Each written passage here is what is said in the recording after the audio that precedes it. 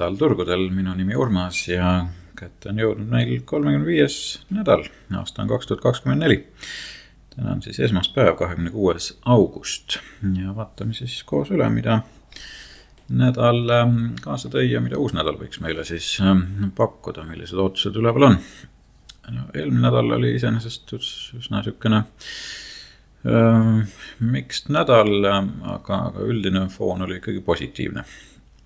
Ja eks siin oli olulisi sündmuseid ka, et poliitilise poole pealt seda sai ka mainitud, et oli siis demokraatide kongress USAs ja siis Kamala Harris sai ka nüüd ametlikult presidendi kandidaadiks.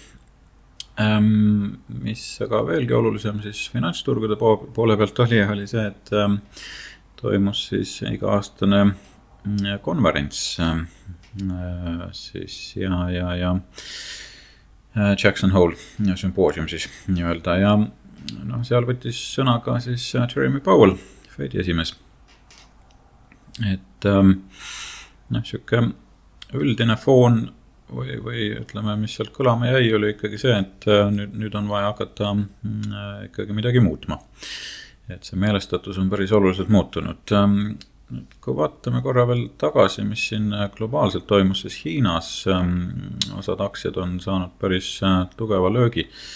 Üks nendest, mida võib-olla ära mainida, oli siis JD.com, mida siis Amazon otsustas müüa. Aga seal oli ka teisi. Ja mitte Amazon, vaid Walmart, Walmart otsustas oma osaluse siis JD.comis müüa. Et see siis avaldas aktsiale päris suurt survet. Ja Euroopa turud on üldiselt olnud üsnagi vastupidavad ja tugevad. Et kinnisvara siin taastub Ühendkuningriikides ja üldiselt eks siin on neid segavaid faktoreid ka, nagu geopoliitilised tegurid, et käis ju siin nädala jooksul ka läbi sõnum, et Saksamaa otsustas keelduda Ukraina edasisest abistamisest, aga samas siis tuli sealt jällegi vastukäivaid sõnumeid, et ei, et seda ei ole mitte olnud, et mine tea nüüd, mis seal siis tegelikult toimub. Ja veidi kasvas ka euroala inflatsioon, kui ma ei eksi. Nüüd eelmine nädal oli veel oluline selle poolest, et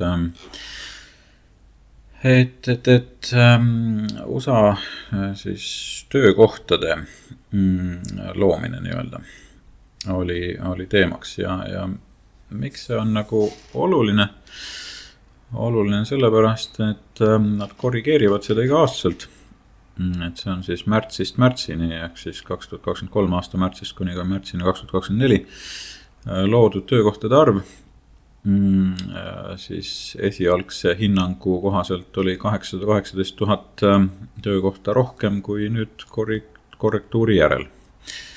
Et nagu öeldud, eks neid numbreid seal ikkagi kuidagi nagu muditakse ja prognoositakse ja nii edasi, et näidatakse seda asja võib-olla paremini kui tegelikult on. Et nüüd on siis reaalsus siin kätte jõudnud ja tuli välja, et jah, tõesti töökohti on üsna oluliselt vähem loodud.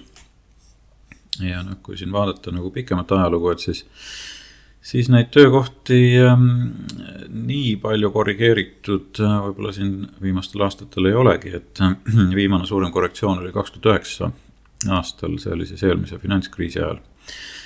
Nii et jällegi siit tulevad mingisugused sellised seosed välja, et me hakkame jälle jõudma järjekordsesse ju kriisi. Nii, olgu see sõnum nii hea kui tahes, need märgid on igal juhul üleval. Ja mis siis veel Fedi esimees meile mõista andis, et tegelikult nad on nüüd valmis siis ka intresse langetama, et see oli Fedi esimehe peamine sõnum, et põhimõtteliselt septembri istungil nüüd tõenäoliselt langetatakse, küsimus on sellest, kas langetatakse 25 või 50 baaspunkti,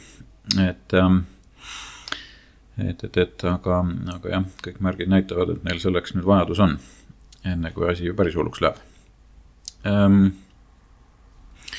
Siis vaatame veel suuremaid ettevõtteid, nende, ütleme seal see suur seitsmik, et nende põhimõtteliselt kapitalimahutuste prognoositav kasv järgnevateks aastateks on üsna oluline number siin, et koondnumbrina on see väga märkimisväärne ja kuhu see põhiline kapitalimahutus läheb, see läheb ju tegelikult Nvidia arvele või kui tuleb sealt konkurente, siis võib-olla ka teiste arvele, aga siiski jah, et enamus sellest kapitalimahutusest on ju serverid ja kõik muu sellega kaasneb. Et väga palju sellest rahast läheb ikkagi Nvidiasse tänase seisu järgi. Et siin näiteks Microsoft ja Google eeldatavasti on siis järgmisel aastal näiteks investeerimas vastavalt 55 ja 53 miljardit ja Amazon näiteks siis 45 miljardit ja Meta puhul see number on siin 42 miljardi peal. Ja. Et see koondnumber ikkagi tuleb päris märkimisväärne, mis sinna sisse võib voolata ja sellel nädalal ju Nvidia majandustulemused ka välja tulemas, nii et tuleb siis hoolikalt jälgida, kuidas turg tegelikult reageerib, et need numbrid ilmselt on suhteliselt head, kas see kasv nüüd on sama hea, kui analüütikud arvavad, see on see võtmeküsimus. Siis tegelikult kogu selle seitsmiku tootlikkus on nüüd hakanud siin ka vähenema võrreldes S&P-ga keskmiselt. Et see teeb ka natukene võib-olla turge ettevaatlikumaks, et samas ega see ei ole halb, sellepärast et fookus hakkab siis minema sealt seismiku pealt ikkagi laiema turu peale, mis on iseenesest ju hea. Ja mis on veel hea nagu laiemale turule või isegi small cap ettevõtetele, ehk siis väikeettevõtetele on see, et globaalne likviidsus võiks hakata paranema, eks ole, ühest küljest, kui intressi hakatakse langetama, et see teeb raha kättesaadavuse ju natukene paremaks, et ise küsimus, kui kiiresti seda tehakse. Aga siiski likviidsus võiks hakata paranema, ja see tsükkel ka, see on päris pikk tsükkel, mida me siin jälginud oleme, see on 65 kuune selline tsükkel ja suhteliselt ilusti ta on toiminud, et võib-olla kui siin pöörata pilk nagu tagasi lähiaastatele, et siis me siit näeme, et võib-olla sellistel keerulistematel aegadel on siis ikkagi see kättesaadavus nagu pikemalt olnud languses, olgugi, et ta ikkagi tsükliliselt selliselt käib, aga näiteks vaatame siin viimast globaalset finantskriisi, et siis ta jäi ikkagi seal tõusutsüklis natukene toppama nendel aastatel, seal 2007-2008. Ja praegu oleme siis ka siin sellises võib-olla tõusu alguses, et likviidsus iseenesest võiks paraneda, kuidas aga kindlus sellele kaasa tuleb, see on nagu ometi küsimus, et ega tavaliselt jah, kui on veri tänavatel, siis keegi väga osta ei taha, et aga jah, üldiselt võiks likviidsus paraneda, kui intressid langevad. USA-st veel nii palju, et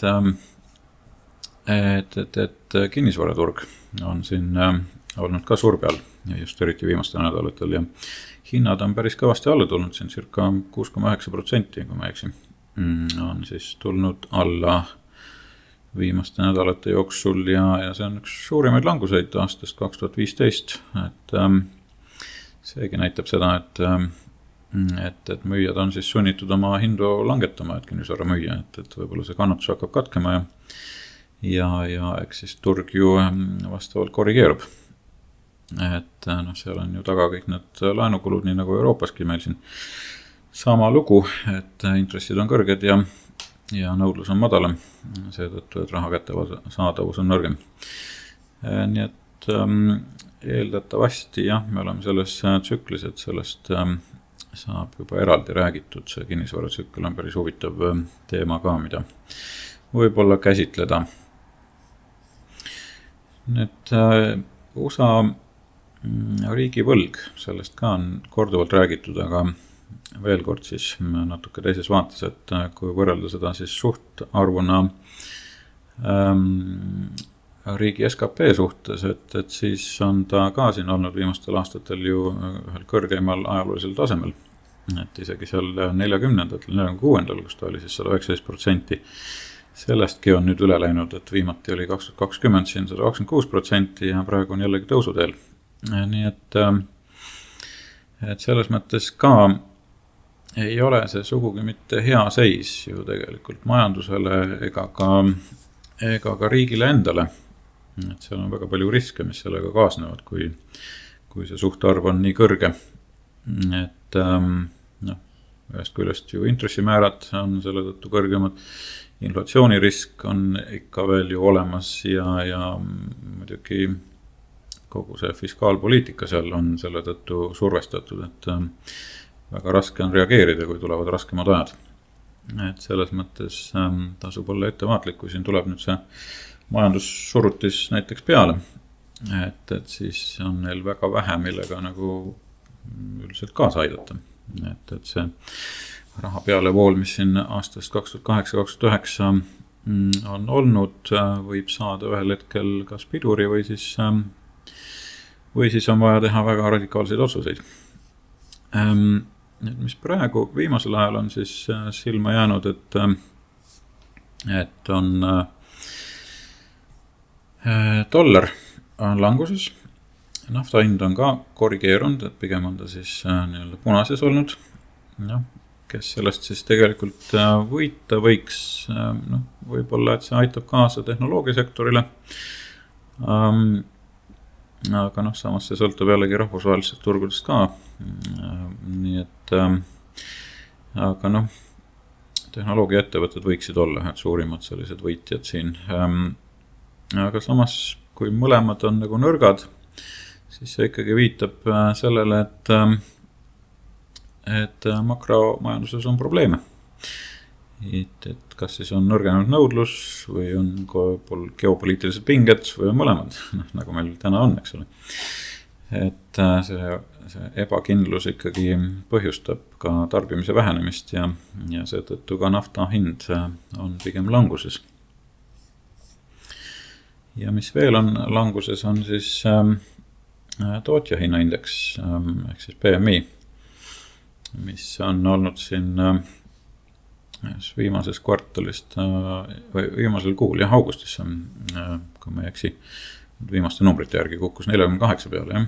Ja kui ta on alla 50 punkti, siis see viitab, et tootmistegevus väheneb. See on siis USA vaade, jah. Ja mis siis tähendab, et on nõudlus vähenenud, seega siis tarneahela probleemid ja sealt ka kõiksugu muud hädad tulevad kaela, eks ole, et investoritele see muidugi põhjustab peavalu, sellepärast et siit kaasnevad igasugused muud hädad, eks ole, et aga ta on selline ennetav indikaator ikkagi, et näitab, et majandus ei lähe kõige paremas suunas. Ja samas ta tekitab ka keskpankadele siis rahapoliitikas seal olulist peavalu, sest et on vaja hakata otsuseid langetama. Ja täna me oleme selgelt selles suunas liikumas. Nii et kõik märgid ikkagi ühest või teisest küljest viitavad võimalikule siis intressilangetusele kõigepealt, aga samas ka võimalikule majandussurutusele pärast seda. Sellele viitab ka yield curve, mida me oleme ka siin korduvalt ju maininud ja jälginud, et see on olnud siin pikka aega nüüd nii-öelda inverted, ehk siis vahupidi.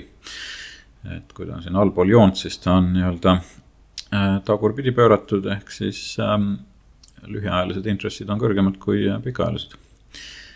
Ja siin siis on võrdlus 2 ja 10 aastaste siis vahel, eks ole.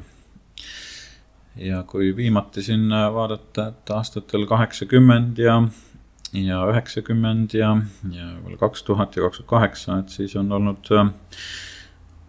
olnud ju sama situatsioon, et enne majandussurutusi, mis on siis järgnenud nendele aastatele, on olnud see yield curve inverted, ehk siis pahupidi. Ja nüüd me hakkame siit vaikselt võib-olla välja tulema, sõltub, kuidas see kuidas see majandus välja mängib, aga hetkel tundub, et kui intressid hakkavad langema, et siis see yield curve läheb ka nii-öelda normaalasetuse tagasi. Sellised lood siis makro poole pealt. Nüüd teistest uudistest, mis siin nagu silma jäi, et AMD ostab siin ZT Systemsi ja selle tehingu väärtuseks kujunes seal $4,9 miljardit, osaliselt siis rahas ja osaliselt aktsiates. Et see on siis võib-olla AMD samm sinna AI tehnoloogia maailma, natukene siis Nvidiale kannale astuda. ST Lauderi aktsiad läksid langusesse päris kõvasti, seal 10% kukkusid pärast siis müügikasvu vähenemist või selle otsuse või uudise avaldamist, jah. Et see oluliselt madalamaks, eriti just Hiina nõudluse vähenemise tõttu. Ja samas teatas ka tegevjuht pensionile jäämisest. GM koondab töötajaid, ehk siis General Motors koondab üle 1000 palgalise töötaja kogu maailmas, sealhulgas 600 oma tehnoloogia kampuses Detroitis. Et jällegi näitab, et on vajadus siis kulusid optimeerida. Ja Walmartist juba rääkisime, et müüb ta siis osaluse JD.comis ja see on siis põhimõtteliselt JD.comi hinna alla toonud, samas Walmart on öelnud, et nad siis keskenduvad oma põhioperatsioonidele. JD.comi aktsia kukkus circa 9%, kui ma eksin. Peloton, üks selline eelmise kriisi aktsiatest siin, kes väga suurt õitsengut nägi, kui siin lockdownid olid ja kõik muu. Et see aktsiagi on nüüd peale suurt langust siin tõusule pööranud, et tõusis pea 10%. Ettevõte teatas siis esimesest müügi kasvust 9 kvartali jooksul ja kahjumi olulisest vähenemisest võrreldes siis eelmise aastaga, kus oli 242 miljonit peaaegu kahjumit, siis nüüd oli kõigest 30,5 miljonit. Okay. Sellised uudised, aga liigume siit siis võib-olla graafikute juurde ka, et mis meil siin tehniliselt silma jääb. S&P on praegu väga kiire taastumise teinud, nagu me siin oleme seda kogenud ja näinud. Et topelt tipu sisuliselt saavutanud. Siin on päris palju märke, mis tegelikult viitavad, et võib-olla võimalik korrektuur on lähedal. Et alustame võib-olla sellest, et vastupanu on ees. Isegi kui see vastupanu saab murtud ja natukene siit läbi murrab, siis on siin ka lahknevus mängus, ehk siis momentum lahknevus. Momentum indikaatorid ei ole sugugi kaasa läinud selle tõusu, ütleme sellise kiirusega. Ehk siis momentumi poolest oli eelmine tipp kõrgem kui see tipp. Mis tähendab seda, et turg võib-olla on hakanud nõrkust näitama. Lisaks on muidugi selle viimase tõusu tagasi on olnud suuresti jaeinvestorid. Ehk siis institutsioonid ei ole tegelikult selle tõusuga kaasa läinud. Seega volüüm on olnud üsnagi madal selle tõusu puhul. Lisaks on meil tulemas septembri nõrkus peale sesoonselt. Ehk siis jällegi hind tõenäoliselt septembris ikkagi korrigeerub. Ja mis veel võib-olla olulist, et isegi see indikaator, see kanal on väga-väga kitsaks läinud, jällegi sama lugu, kui ta väga-väga kitsaks läheb, siis hakkab hind tõenäoliselt korrigeeruma pärast seda. Nii et sellised tehnilised ja muud nüansid, mis tegelikult viitavad, et turg hakkab oma tippu leidma, nii et see ei ole kindlasti praegu see hetk, kus turule tormata ja võib-olla ostma asuda. Ja nüüd nädalase vaates siit me nägime, et jah, siin tuli väga kiire taastumine sellest viimasest ehmatusest ja tuli ta selle toetuspinna pealt, et nüüd on meil siis vastupanu ees siin. Vaatame, kuidas ta nagu käitub, et nädalane on muidugi hästi positiivne siiski, et hetkel veel ei ole väga suurt nõrkust siit näha. Ja kui teisi indekseid vaadata, et siis Russell 2000 tegi siin nädala lõpus väga suure hüppe just selle tõttu, et tuli see soodus indikatsioon Fedi poolt. et intressi hakatakse langetama ja see eelkõige siis mõjutab just väikeettevõtteid, sest nende krediidivajadus on ju suurem, nad väga palju sõltuvad sellest. Et kui krediit läheb odavamaks, läheb nende elu ka paremaks. Loodetavasti. Aga siis Dow Jones on jõudnud siin juba vastupanuni reedeks, S&P ei ole sugugi mitte kaugel sellest ja kõige nõrgem võib-olla on olnud siis tehnoloogia sektor ehk siis Nasdaq. Et see ei ole nii tugevasti siin veel kaasa läinud selle tõusuga. Ja seda on siin ka sektorite rotatsioonist ju näha, et sellest ma rääkisin eraldi Patreoni kanalil, nii et kellel on huvi, siis video on seal üleval, saab sealt vaadata.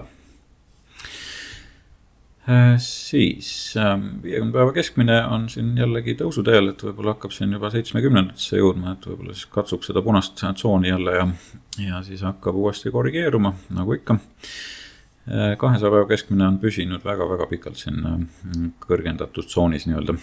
Ja ühel hetkel ta ilmselt hakkab ikkagi korrigeeruma ja ma kahtlustan, et see saab olema nüüd september. Ja VIX indeks taastus siin ka väga kiiresti, nagu me nägime ajaloo kiireim taastumine nii-öelda sellest ehmatusest ja praegu püsib siin 15 peal. Siis sektorite poolest, mis nagu silma jäi, et võib-olla olulisemalt siis industrials ehk siis tööstussektor on üsna head tugevust näitamas ja lisaks veel ka finantsid püsivad väga tugevalt üleval. Ja viimati siis nüüd reedel sai hoogu juurde ka kinnisvara sektor päris kõvasti, olgugi et ta on püsinud päris tugevasti, et need ettevõtted on siiski üsna hästi performinud vaatamata kinnisvara turu võib-olla sellisele jahenemisele ja nõrkusele. Insiderid on müügisurvet siis nüüd kasvatanud, ehk siis nende müügid on jällegi tõusmas. Oste on ka, et selles mõttes on natukene mixed, et väga selget sentimenti ei ole, väga suurt müügisurvet ka hetkel veel ei ole olnud. Nüüd sesoonselt nagu öeldud, et september on üks selline negatiivsemaid kuid, et see nädal küll iseenesest on olnud ajalooliselt võib-olla pigem positiivne, see augusti viimane nädal, aga siiski, kui on olnud languseid, siis need langused on ületanud võib-olla võimalikku kasvu protsentuaalselt just. Et selles mõttes tasub olla ettevaatlik, et iga aasta ei ole siiski võrdne, aga üldises plaanis ütleme nii, et siin 80% circa viimase 10 aasta jooksul on ikkagi olnud pigem tõus sellel nädalal siis ja ikkagi tuletan meelde, et september nii esimesed 10 päeva kui ka viimased 10 päeva on üks aasta kõige nõrgemaid perioode üldse finantsturgudel, eks siin on omad põhjused taga, et ühest küljest tulevad siis fondijuhid oma suvepuhkuselt tagasi, on oma jahid ära ilusti tokkinud ja on aeg tööle asuda ja siis vaadatakse oma positsioonid üle, aga samas tegelikult, kui nüüd tõsiselt rääkida, siis nad ilmselt rebalansseerivad ja teevad uusi otsuseid, et siin maksu optimeerimist ja kõike muud teha. Et siis tõepoolest september saab olema tõenäoliselt selline suurema müügisurve kuu anyway, aga kui seal tuleb mingisugust muud hirmu ka veel peale, siis loomulikult turg reageerib. Nüüd astroloogiliselt või siis ütleme aspektide poolest siin, mis on oluline kolmapäeval, Merkuur nüüd pöörab uuesti direktiivseks, et see on tihti peale selline pöördepunkt turgudel. Lisaks nädala lõpus Uraan pöörab retrograadseks ja pühapäeva öösel vastu esmaspäeva sealt edasi, siis esimene vastu teist. Läheb Pluto viimast korda tagasi siis Kaljukitse märki, see on nüüd viimane selle transiidi lõpp, viimane 2,5-3 kuud circa, püsita siis veel Kaljukitses, et see on nüüd viimane selline korrektuuri koht, et ma siiski kahtlustan, et siin tuleb mingisuguseid raputusi, just eriti suurtööstuste, võib-olla suurte ettevõtete, farma ja ka valitsustega seoses, nii et selles mõttes tuleb olla hästi tähelepanelik, kust nüüd signaali hakkab tulema ja mis selle mõju võib olla.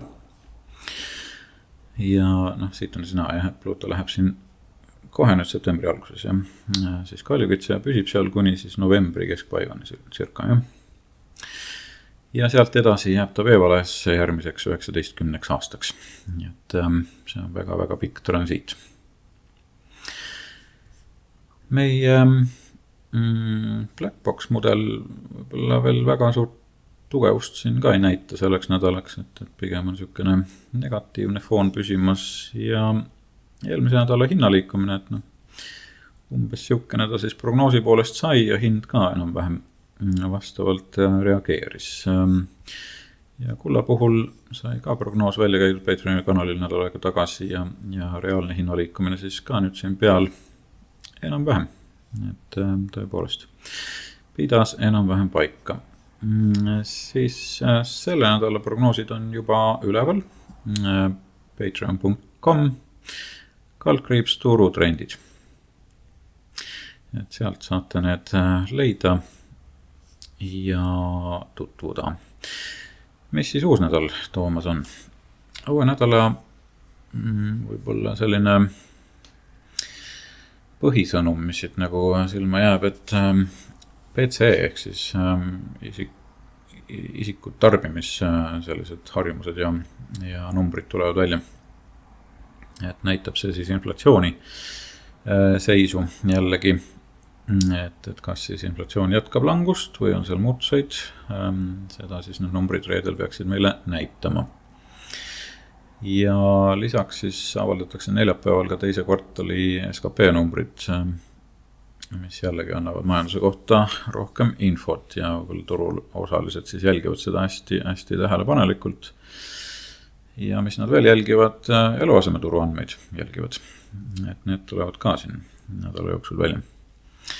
Kasumi siis või tulemuste poolest kõige olulisem, nagu öeldud, on Nvidia ja need Nvidia numbrid peaksid tulema välja, kui ma ei eksi, kolmapäeval pärast turu sulgumist.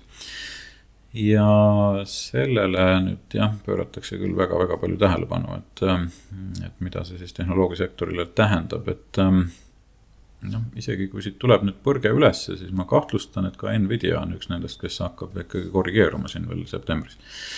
Et lisaks Nvidiale veel ka Salesforce, Dell, HP ja CrowdStrike on siis tulemustega välja tulemas.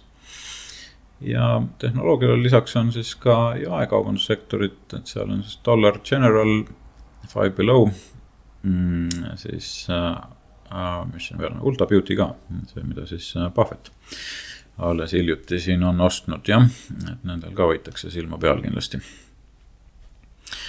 Sellised siis seisud ja nüüd järgmine Fedi istung on siis tulemas 17-18 september ja 18. siis ka intressi otsus avaldatakse, et see on mul siin juba pikemat aega tärnina üleval olnud, et võimalik intressi muutus siit tuleb.